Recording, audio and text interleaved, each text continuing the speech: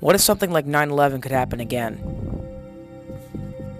If it could, what would the consequences be? You may not know it, but cybersecurity is a major threat.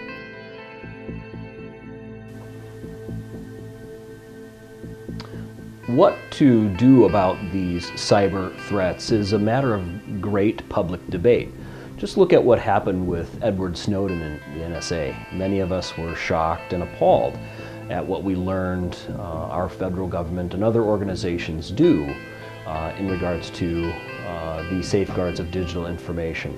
I like myself the quote by Benjamin Franklin, "Those that sacrifice freedom for security will not have, nor do they deserve either."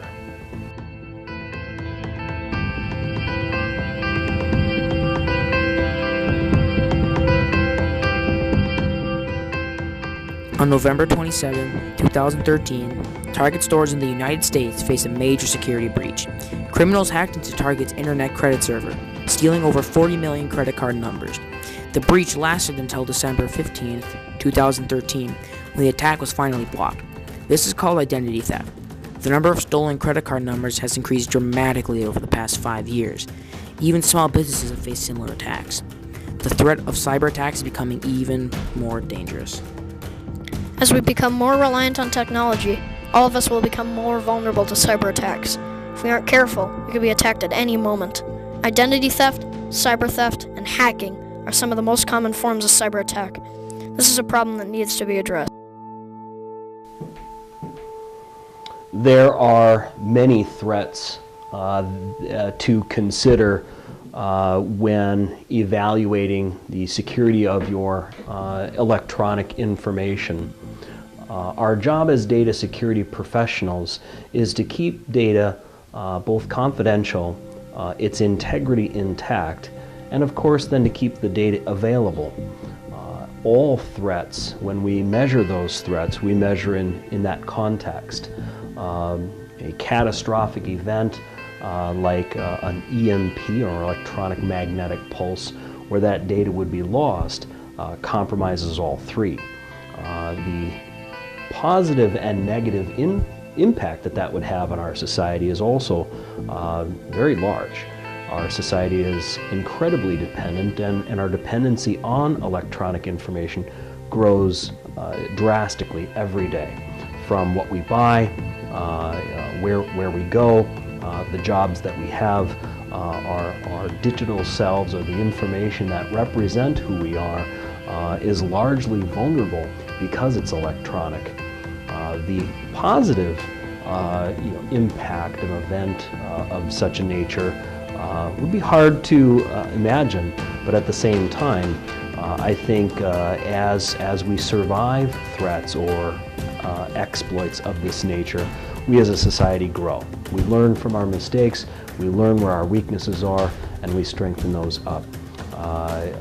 And so that would be the positive effect. And the negative effect, again, as I mentioned before, would be significant, not only financially, what's the financial loss of an event like that, but what would be the impact on our health, our ability to get proper health care, our ability to prove ownership of those things that we own, like our homes, our bank accounts, the loss of the connection between we as individuals and that electronic information will be lost. And again, the effects of that would have a domino effect.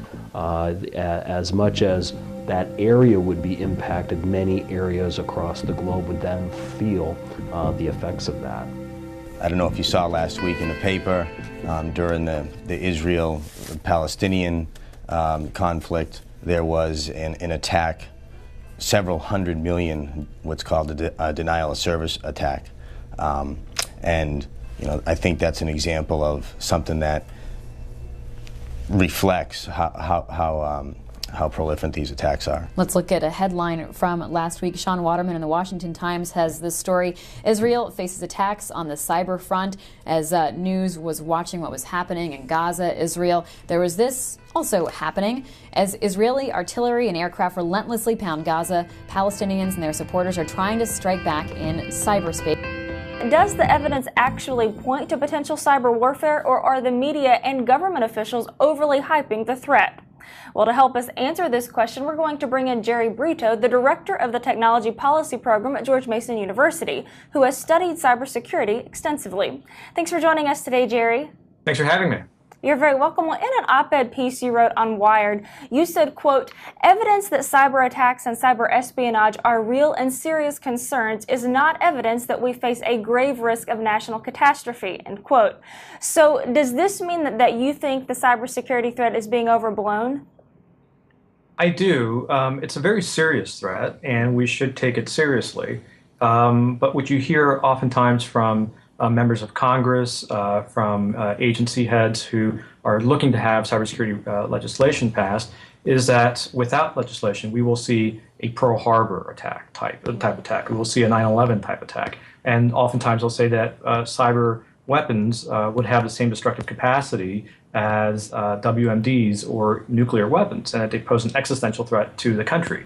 And that aspect of it is definitely overblown in my view. Cyber theft is a large part of the problem. Some hackers can get into bank accounts and online links to money storage. This is incredibly easy to do. Someone could steal millions of dollars with very little evidence for the authorities to track. The Target credit system was hacked. Hacking is the process of a computer program invading another computer program. Planting a virus is a way to either terminate a computer, shut down a network, or expose a network to cyber attack or theft. Hacking can also lead to private information being exposed. Though not as serious as cyber theft or cyber attack, hacking needs attention too. Dear Congress, please address the threat of cybersecurity. It's one of the most important issues this country has yet faced, and it will continue to grow until we do something about it.